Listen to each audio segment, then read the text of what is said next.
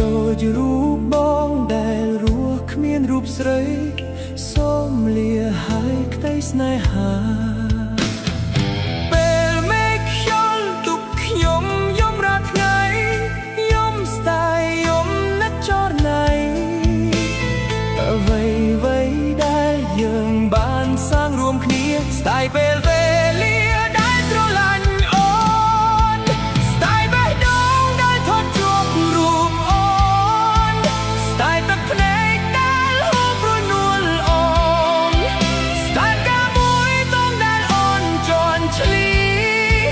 ស្ដាយកន្លែងដែលធ្លាប់រស់សុខសាន្តមេឃអើយរឿងពួកខ្ញុំអ្នកបានដឹងទាំងអស់ព្រោះតែអូនបងលះបង់គ្រប់យ៉ាង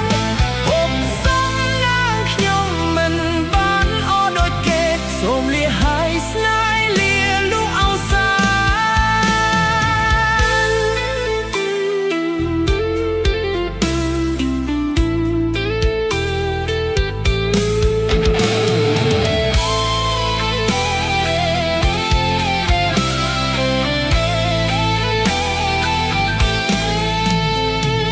មានអ្វីពីបាបថៃជាងស្នេហា